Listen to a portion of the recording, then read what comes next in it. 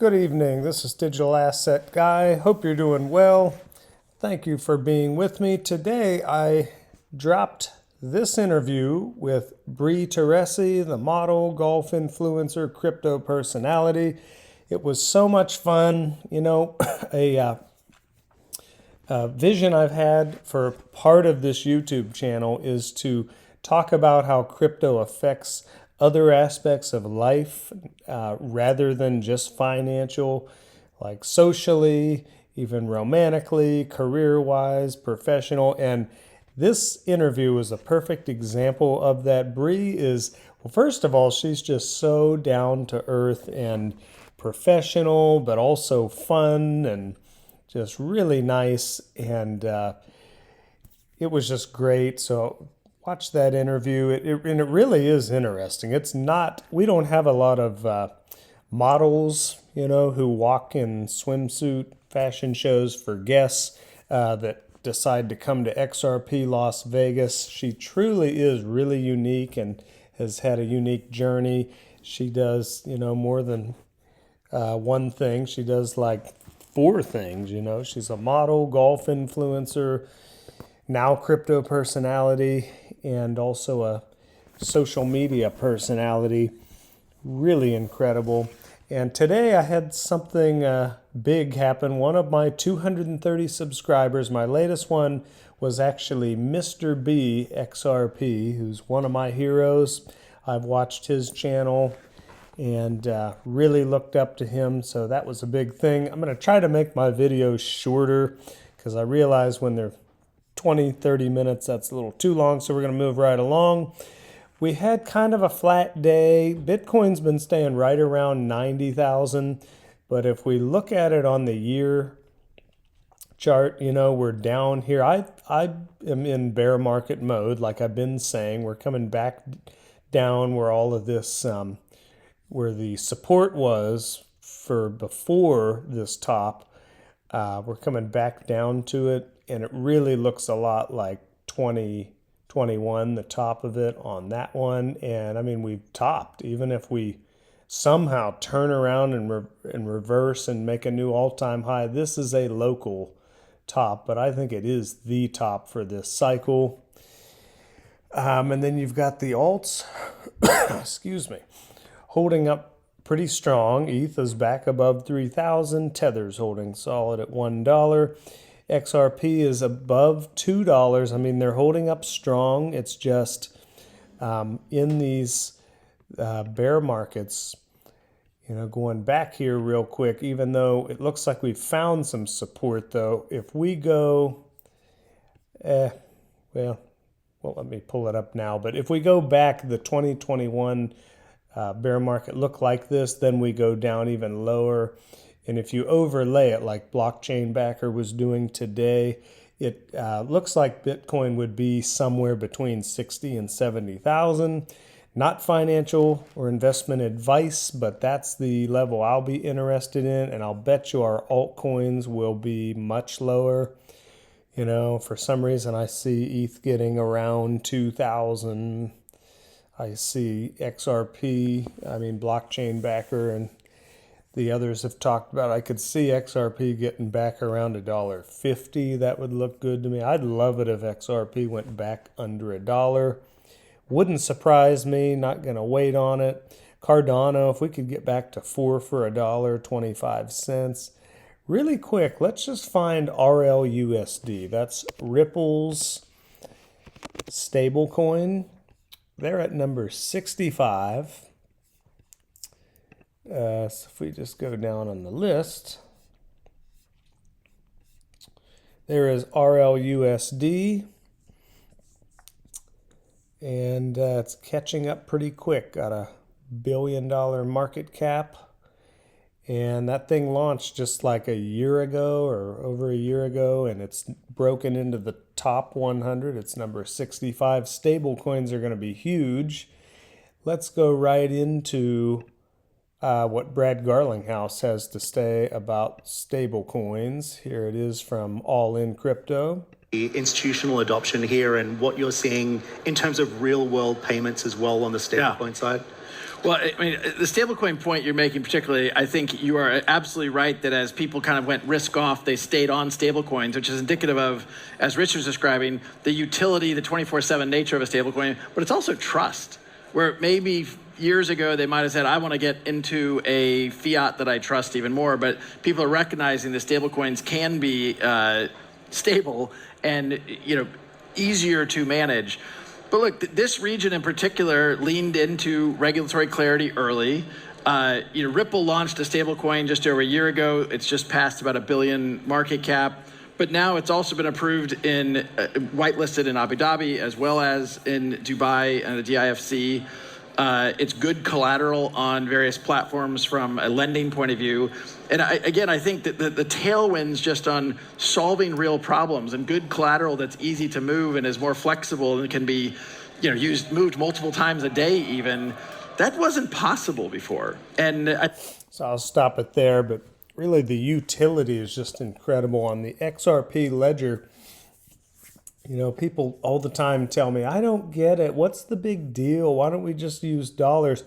Dollars move at a speed of 2 to 5 business days. On the XRP ledger, things move at a speed of 2 to 5 seconds. It is settled. You might think that you paid with your credit card just because you whipped it out and paid and you got your bag of chips or whatever, but that is an IOU for 2 to 5 business days. It's a fact.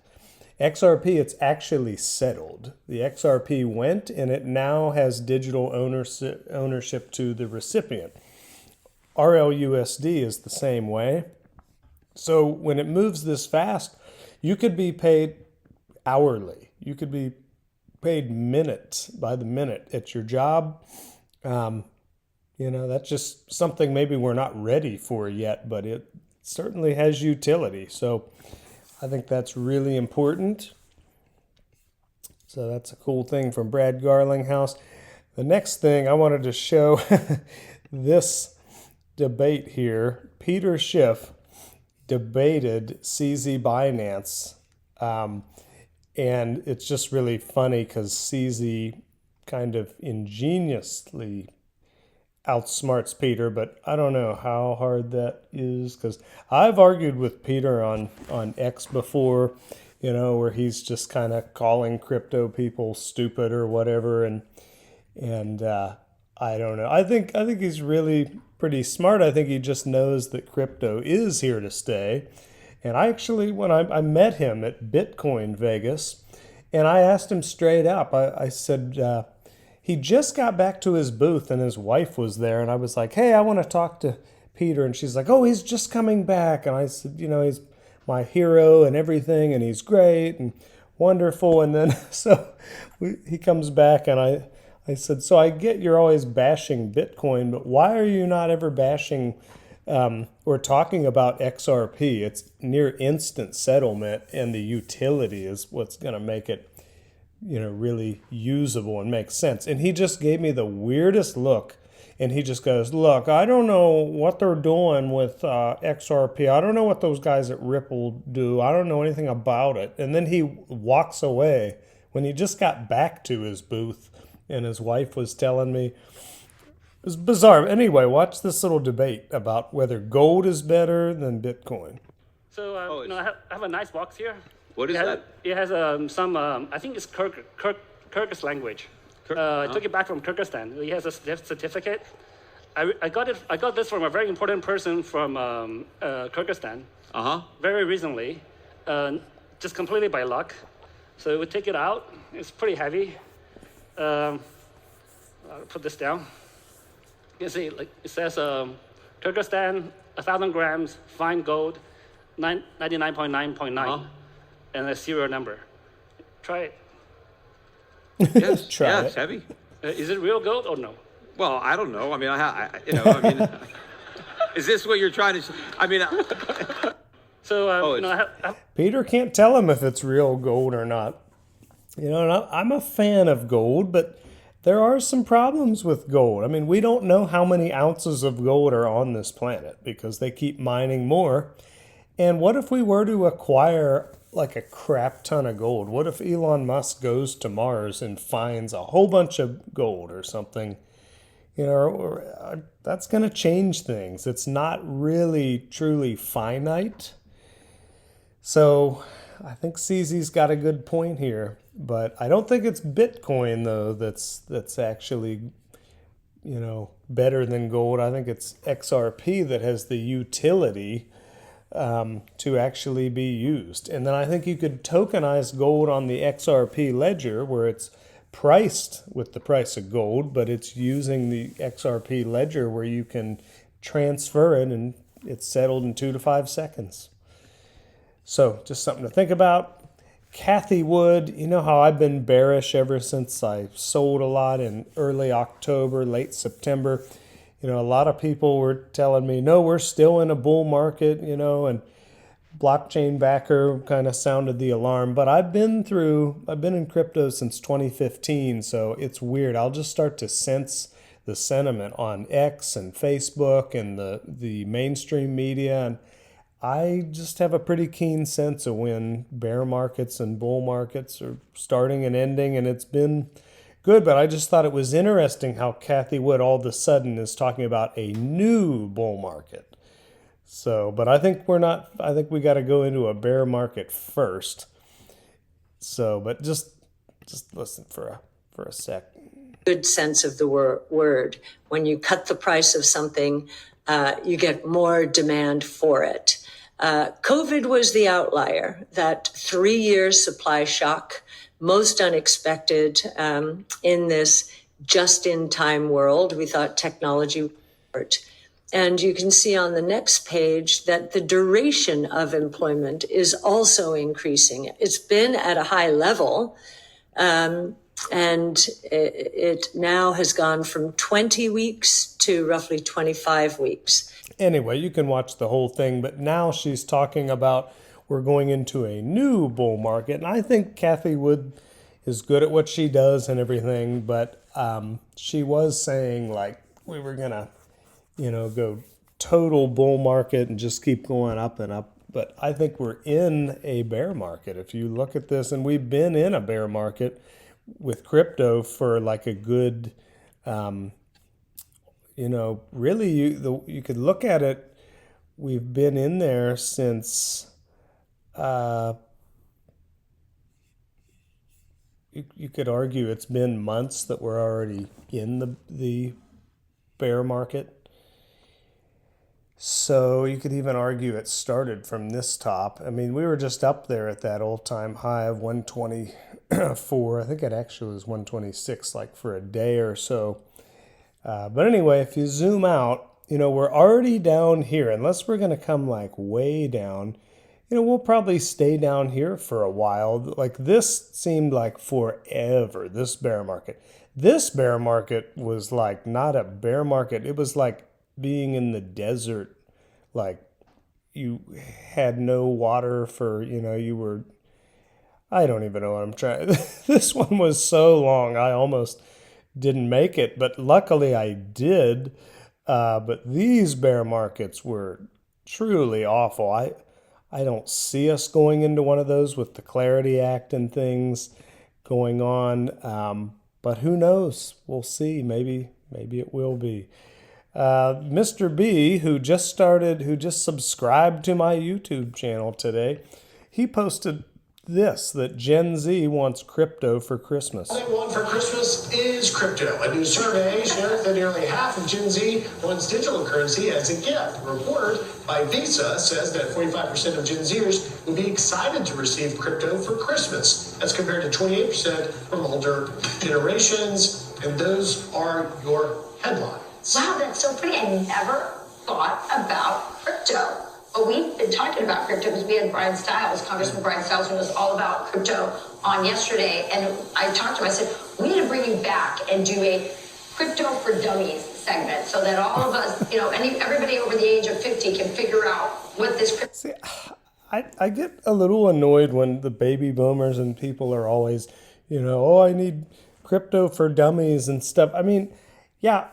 It is kind of a generational thing, but if you have an iPhone and like thumbs, all you have to do is look up the information I teach in my classes, this is coin market cap. It has all of the prices and all of the market caps, and this is how it works. But I don't know, they always say things like that. And then this whole crypto for Christmas, I had, like 4 years ago, I bought most of my family members hardware wallets, and I was trying to get them into it back when the prices were really low, and they were not into it. And then now that things have kind of went up and they're sort of believers, now I get the whole, oh, we've been into this the whole time, but no, they weren't, because they didn't really take action back when prices were actually, like, I remember Cardano being at like 2 cents. And I was trying to tell people back in this thing, like, this thing does the same thing as Ethereum. I think it may go. I remember buying it at 2 cents. Didn't have a lot of money to put back in at the time, but I know people are going to come around, but it's just funny how I see things like, we want crypto for Christmas, and it is still early, and that'll be good, but got to do it when the times are right, not just when it's going up. Not that I'm giving financial or investment advice. All right, people are telling me I need to make my videos shorter, but please check out the Bree Teresi interview. It really is fun and interesting. Oh, it really is. And that was just so nice of her to come on the channel and do that, because it's just not every day we have people who are, high up in other careers coming into the space and are approachable and knowledgeable and nice to talk with and stuff. So anyway, check that out. And keep looking at the prices. And, I see us being in a bear market. We may have a retrace on Bitcoin. But I think people dollar cost average out, but I think it's important to dollar cost average in on the way down. Like, I put in some now into Bitcoin because it's at 90. We were at 125. If it goes down further, I'll put in some more. If XRP gets below $1.50, I'll buy some. If it gets, below $1.25, and then if we get below $1, as digital asset investor would say, I'm going to back up the truck. So, not financial or investment advice, just things that I'm thinking about. Stellar's looking good, 4 for $1. And that's the tough thing. You've got to be in this stuff when nobody wants it, when the mainstream media is trash talking it. Crypto dead. They've said that like 50 million times. World Liberty Finance is number 25. It's impressive. Okay, trying to keep these videos shorter. Thank you for being with me. Please hit the like, comment below. Let me know what you'd like to hear about, what you would not. And subscribe, and please share with your friends and family. And we'll talk more crypto soon. Digital Asset Guy out.